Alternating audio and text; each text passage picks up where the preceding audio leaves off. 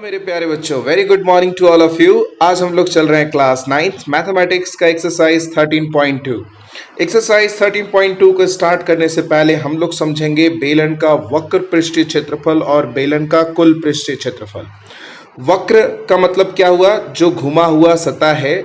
जब ये आयताकार शीट को जब हम घुमाएंगे तो एक वक्र सतह हमें प्राप्त होगा। तो इस वक्र का जो सतह होगा वह यही सतह है जो घूमने के बाद एक वक्र सतह का निर्माण किया है। तो जब ये घूम रहा था तो इसका जो L है यानी जो लेंथ है वो क्या में बदल रहा था? 2πr में, यानी वृत्त के परिमाप में, है ना। तो ये वृत्त का जो परिमाप है यह इसकी लंबाई है जो अब घूम करके एक वृत्ताकार भाग बनाया है। तो बेलन कौन है बच्चों? जो नीचे का जिसका रेडियस और ऊपर का रेडियस दोनों बिल्कुल क्या हो? सेम हो, है ना। ये कहलाता है एक बेलन। तो ये बेलन का आधार 2πr और इसकी ऊंचाई h। तो ये कैसे प्राप्त हुआ? इसी आयताकार शीट से प्राप्त हुआ है। तो ये आयताकार जो शीट है का जो पृष्ठीय क्षेत्रफल होगा वही इस बेलन का वक्र पृष्ठीय क्षेत्रफल होगा। तो बेलन का वक्र पृष्ठीय क्षेत्रफल क्या होगा? बेलन के आधार का परिमाप, यानी ये जो आधार है ये हमारा L। तो ये हमारा आधार क्या था बच्चों?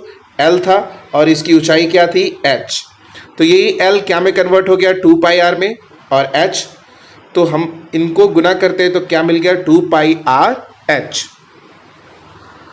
इस तरह से हमें प्राप्त हुआ बेलन का वक्र पृष्ठीय क्षेत्रफल बराबर 2πrh। प्यारे बच्चों, अगर इसी बेलन के ऊपर अगर ढक्कन लगा दिया जाए, यस, दोनों तरफ से ढक्कन लगा दिया जाए, तो उस ढक्कन क्या होगा? एक वृत्त होगा, और एक वृत्त का क्षेत्रफल क्या होता है? πr²।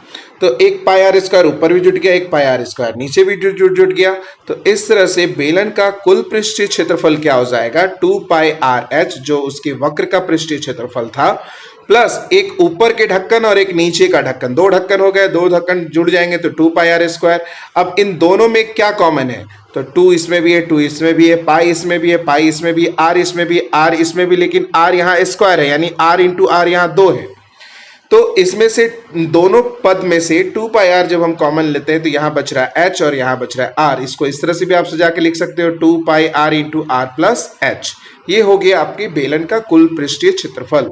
तो बेलन का कुल पृष्ठीय क्षेत्रफल बराबर क्या हो गया? 2πr into r plus h। और बेलन का वक्र पृष्ठीय क्षेत्रफल क्या हो गया? 2πrh। इन्हीं दो सूत्रों की मदद से आप ये समझे कि ये किस तरह से आया, कैसे आया। अब इसी की मदद से हम एक्सरसाइज 13.2 के हर एक प्रश्न को सॉल्व कर सकते हैं बच्चों। चलिए आते हैं एक्सरसाइज 13.2 के ऊपर के क्वेश्चन पे। तो 13.2 का पहला क्वेश्चन कहता है कि ऊंचाई 14 सेंटीमीटर वाले एक लंबवृत्तीय बेलन का वक्र पृष्ठीय क्षेत्रफल 88 सेंटीमीटर स्क्वायर है। तो बेलन का आधार का व्यास क्या कीजिए? ज्ञात कीजिए। एक बेलन है जिसका वक्र पृष्ठीय क्षेत्रफल दिया गया और उसकी ऊंचाई दी गई है, तो उसके आधार का व्यास हमें ज्ञात करना है। प्यारे बच्चों, मेरा काम है लगातार पढ़ाते जाना। आप वीडियो को पॉज कर करके इसको लगातार लिखते जाएंगे, समझते जाएंगे, तभी आप आगे बढ़ते जाएंगे। चलिए अब आते हैं इसके सॉल्यूशन के ऊपर। तो प्यारे बच्चों, इसमें दिया हुआ है ऊंचाई 14 सेंटीमीटर, वक्र पृष्ठीय क्षेत्रफल 88 सेंटीमीटर, डी हमें ज्ञात करना है। तो हम जानते हैं कि बेलन का जो वक्र पृष्ठीय क्षेत्रफल होता है वो 2πrh होता है, और बेलन का वक्र पृष्ठीय क्षेत्रफल ऑलरेडी दिया हुआ है 88 सेंटीमीटर स्क्वायर, यानी ये 88 सेंटीमीटर स्क्वायर किसका वैल्यू है? 2πrh का है। तो अब हमें यहाँ मान रखना है और इसको हल करके दिखाना है। तो हमें मान किसका निकालना है? r का। चलिए, तो 2 गुने पाई का मान हम लोग क्या रखेंगे? 22/7, और r हमें निकालना है, h हमें चाहिए। h ऑलरेडी दिया हुआ है कितना? 14 सेंटीमीटर, बराबर कितना आ गया? 88 सेंटीमीटर स्क्वायर। तो ये 7 से 7 दूनी 14 है ना बच्चों। चलिए, हल करने के बाद हम लोगों को ये प्राप्त हुआ।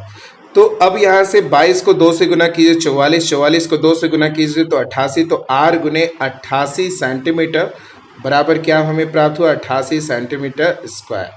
तो बच्चों ये 88 सेंटीमीटर इधर गुना में, उधर जाकर भाग में, तो r बराबर क्या हो जाएगा? 88 सेंटीमीटर स्क्वायर बटा क्या हो जाएगा? 88 सेंटीमीटर। सेंटीमीटर से ये स्क्वायर कैंसिल, 88 एकम 88, 88 एकम 88।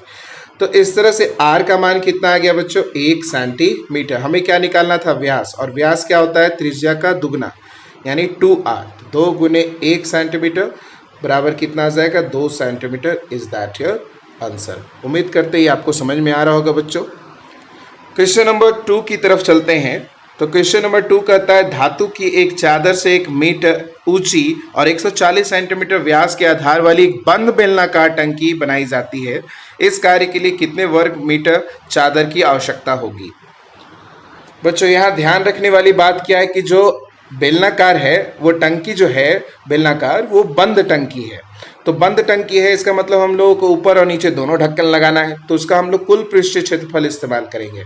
उसके पहले जो दिया हुआ है ऊंचाई 1 मीटर है, व्यास सेंटीमीटर में दिया हुआ है, तो हम लोग त्रिज्या व्यास का आधा होता है, तो 70 सेंटीमीटर को हम लोग मीटर में चेंज कर लिए तो 0.7 मीटर हो गया। अब आप बेलन का कुल पृष्ठीय क्षेत्रफल जानते हैं 2πr into R plus H. ये फॉर्मूला क्यों लगाए? क्योंकि टंकी बंद थी, ऊपर और नीचे दोनों तरफ से ढक्कन लगे हुए थे। तो अब यहाँ पर बस आपको मान रखना है और इसको हल करना है। आर का मान कितना दिया है? 0.7। आर का मान कितना दिया हुआ है? 0.7 प्लस 1 मीटर।